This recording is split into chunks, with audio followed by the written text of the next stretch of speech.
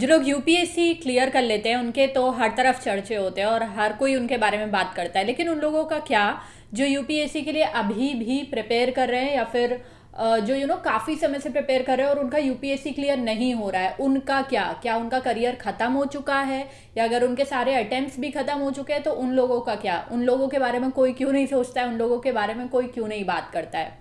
आज की वीडियो में मैं आपको कुछ ऐसे करियर ऑप्शंस बताऊंगी जो अगर आपसे यूपीएससी क्लियर नहीं हो रहा है या अगर आप प्रिपेयर कर रहे हैं यूपीएससी के लिए तो आप उन करियर ऑप्शंस को भी ट्राई कर सकते हैं। देखो, अभी ये वीडियो बहुत सारे लोग बहुत नेगेटिव ले लेंगे, लेकिन मैं आपको सच बताऊं, मैं फेक मोटिवेट नहीं कर सकती हूँ, ज़बरदस्ती का मैं किसी को मोटिवेट नहीं कर सकती हूँ। बहुत सारे लोग हैं जिनकी ज़िंदगी यूपीएससी का एग्ज़ाम दे के क्लियर करके बन जाती है और बहुत सारे लोग हैं जिनके बहुत सारे साल ख़राब हो जाते हैं, वेस्ट हो जाते हैं और बहुत सारे लोग सुसाइड भी कर लेते हैं, डिप्रेशन में आते हैं एंड एवरीथिंग। ठीक है, देखो बहुत सारे लोग ऐसे होते हैं वो जब यूपीएससी के लिए प्रिपेयर करते हैं ना तो वो स्टेट पीसीएस का पेपर नहीं देते, तो मैं ये कहूँगी कि आप स्टेट पीसीएस का भी साथ में पेपर दो।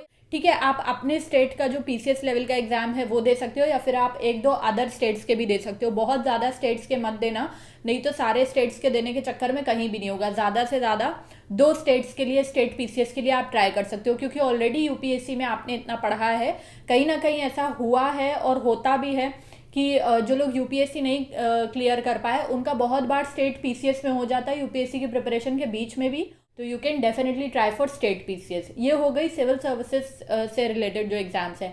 अदर सेक्टर की अगर हम बात करें तो आप बैंकिंग सेक्टर के एग्जाम्स में भी ट्राई कर सकते हो और बैंकिंग सेक्टर के एग्जाम्स में भी आरबीआई ग्रेड बी के लिए आप ट्राई कर सकते हो, जिसका नोटिफिकेशन अभी आया है। तो आरबीआई ग्रेड बी भी जो है is considered as one of the most prestigious exams in banking sector, तो आप उसके लिए भी ट्राई कर सकते हो।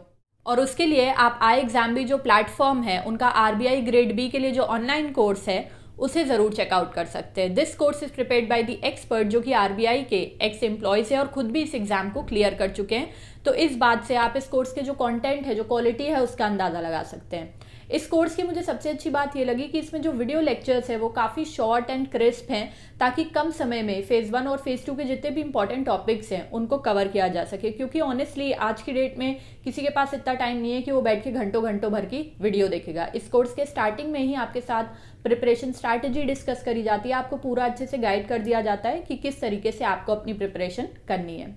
अब हम लोग समझते हैं कि इस कोर्स में आपको मिलेगा क्या क्या। देखो, इस कोर्स में आपको प्रीवियस ईयर के क्वेश्चन पेपर मिलेंगे, उनका डिटेल्ड एनालिसिस मिलेगा। यहाँ पर आपको weekly mock test, section wise mock test और फुल लेंथ मॉक टेस्ट भी मिलेंगे। इसके अलावा यहाँ पर आपको हर चैप्टर के स्टडी नोट्स मिलेंगे। बहुत बार ये क्वेश्चन आता है लोगों का कि डिस्क्रिप्टिव इंग्लिश वाला जो पोर्शन है उसमें काफ़ी डिफिकल्टी होती है आंसर राइटिंग में, तो उसकी भी चिंता करने की बात नहीं है। यहाँ पर आपको उसके लिए प्रॉपर आंसर राइटिंग प्रैक्टिस करवाई जाएगी और जब आप अपने आंसर सबमिट कर देंगे तो आपको उसका फीडबैक भी दिया जाएगा। इसके अलावा यहाँ पर आपके लिए रेगुलरली लाइव सेशंस भी कंडक्ट करवाए जाते हैं, जिसमें आप अपने सारे डाउट्स एक्सपर्ट फैकल्टी से क्लियर कर सकते हो। ठीक है, और फॉर एग्जाम्पल अगर किसी का लाइव सेशन छूट गया है तो उसकी रिकॉर्डिंग आपके पास रहेगी, वो आप बाद में देख सकते हो। और यहाँ पर आपके लिए मॉक इंटरव्यूज भी कंडक्ट करवाए जाते हैं। ठीक है, तो all in all this is a good course.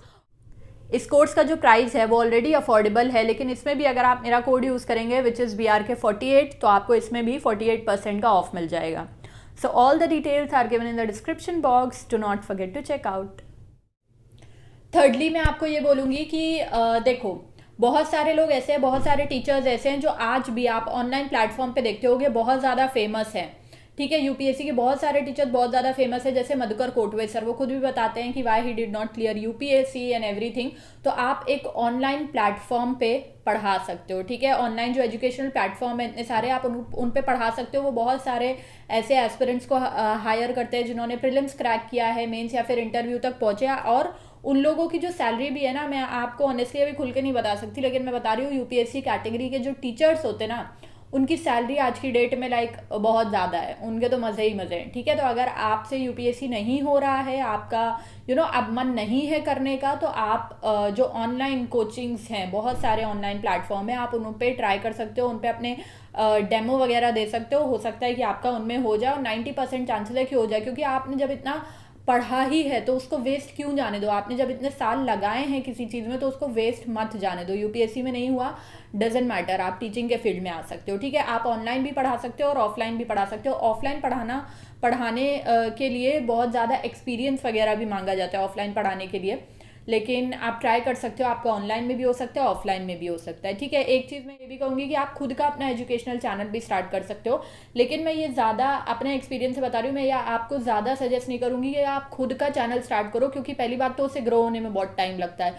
दूसरी बात, एक एजुकेशनल चैनल को प्रॉपर कोचिंग टाइप का चैनल चलाने के लिए ना आपको बहुत ज़्यादा इन्वेस्टमेंट भी लगता है। डिजिटल स्टूडियो अभी तो मैं भी डिजिटल स्टूडियो से क्लासेस ले रही हूँ एंड एवरीथिंग, तो मैं एक्सपीरियंस से बता सकती हूँ कि उसमें जो खर्चा है वो बहुत आता है, ठीक है। मैं उसको अब अफोर्ड कर पा रही हूँ एक 1.5-2 साल के बाद। स्टार्टिंग में अगर मैं वो करती तो मैं उसको नहीं अफोर्ड कर सकती थी, क्योंकि स्टार्टिंग में मेरे चैनल से मेरी इतनी इनकम नहीं थी कि मैं उसको अफोर्ड कर पाती। तो एजुकेशनल चैनल अगर आप खुद का खोलेंगे तो उसमें आपका आगे चल के आपका इन्वेस्टमेंट बहुत होगा। तो मैं यही बोलूँगी कि आप खुद के, अगर आपको इंस्टेंटली आपको चाहिए कि आपको फाइनेंशियली इंडिपेंडेंट होना है, जॉब करना है, तो आप दूसरे जो ऑनलाइन एडटेक ब्रांड्स हैं आप उनके साथ पढ़ा सकते हो, उनकी कोचिंग में पढ़ा सकते हैं। पांचवी चीज़ मैं आपको ये बता दूं कि बहुत सारे ऐसे बुक पब्लिशर होते हैं, जो पब्लिकेशन हाउसेज होते हैं, और बहुत सारी जो ऑनलाइन ये एजुकेशन वाले ब्रांड्स हैं, ऑनलाइन एडटेक जो कंपनीज हैं, वो बुक वगैरह भी पब्लिश करती हैं, और उन्हें कंटेंट राइटर चाहिए होते हैं बहुत सारी चीज़ों के लिए। तो वो लोग भी कंटेंट राइटर को हायर करते हैं जिन्होंने मेंस लिखा हो, प्री लिखा हो, या यूपीएससी के इंटरव्यू तक पहुंचे हो। बहुत बार वो फ्रेशर्स को भी चांस दे सकते हैं। तो आप एज अ कंटेंट राइटर भी काम कर सकते हो एडटेक, जो ऑनलाइन एडटेक कंपनीज है उनके साथ, ठीक है। और आपके दिमाग में ऐसे कौन से करियर हैं जो एक यूपीएससी एस्पिरेंट के लिए हो सकते हैं, वो आप मुझे कमेंट सेक्शन में बताना। Till then bye, take care.